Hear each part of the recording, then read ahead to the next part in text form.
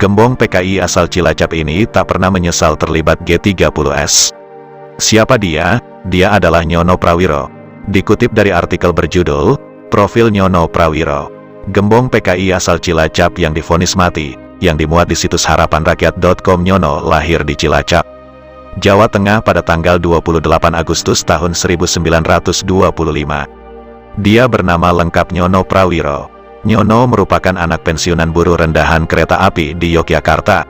Banyak bersinggungan dengan kehidupan buruh yang ketika itu memang melarat, membuat Nyono pada akhirnya menjadi aktivis kelompok buruh. Nyono pun kemudian aktif dalam organisasi Barisan Buruh Indonesia, BBI. Ia mulai aktif di BBI setelah menyelesaikan pendidikannya di sekolah guru. Di zaman Jepang, Nyono sempat tercatat menjadi wartawan di kantor berita zaman Jepang. Pada tanggal 8 November 1945, Nyono didaulat menjadi Ketua Partai Buruh Indonesia, PBI. Aktivitasnya di PBI membuat Nyono semakin dekat dengan PKI yang lebih radikal dari partainya. Sejak saat itulah sepak terjang Nyono mulai diperhatikan oleh petinggi PKI. Sampai akhirnya, Nyono dipilih menjadi pejabat Sekretaris Jenderal II PKI pada tahun 1953. Sosok Nyono yang revolusioner membuat ia kemudian dekat dengan DN Aidit. Nyono dekat dengan Aidit karena kecocokan pemikiran dengan Aidit.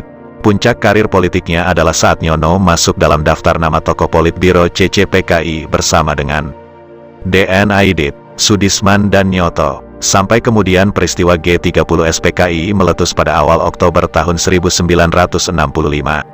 Nama Nyono terseret dalam gerakan berdarah yang membuat 6 jenderal pimpinan teras Angkatan Darat terbunuh. Dia adalah aktor yang menyiapkan tenaga sukarelawan untuk membantu pelaksanaan gerakan 30 September. Pasca gagalnya G30S PKI, nama Nyono pun masuk dalam daftar pencarian orang. Dia diburu tentara karena dianggap terlibat langsung dalam tragedi berdarah tersebut. Sampai akhirnya, Nyono pun tertangkap, nyaris mau lolos setelah ditangkap. Tapi identitasnya sebagai petinggi PKI terkuak karena ketololannya.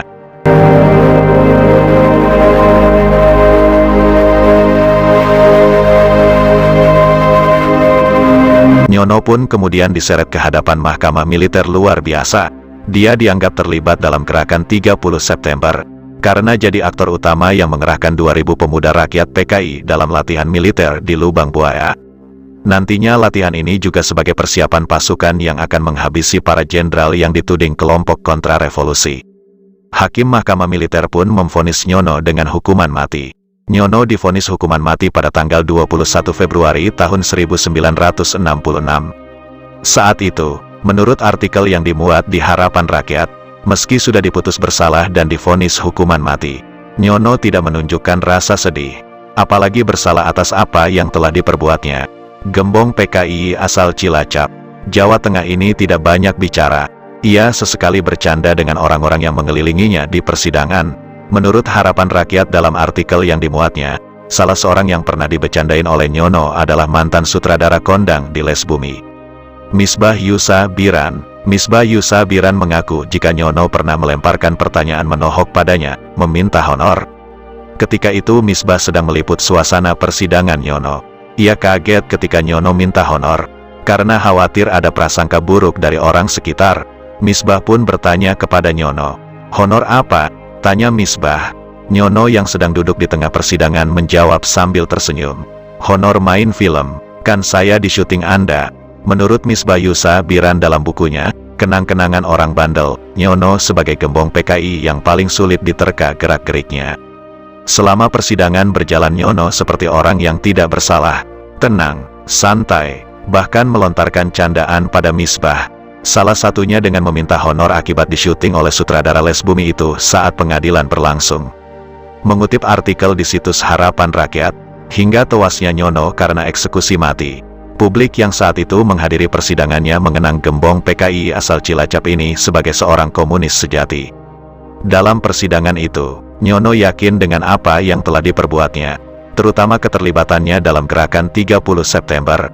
Dia sama sekali tidak menunjukkan penyesalannya telah terlibat dalam gerakan berdarah yang membuat 6 jenderal dibantai komplotan G30S PKI.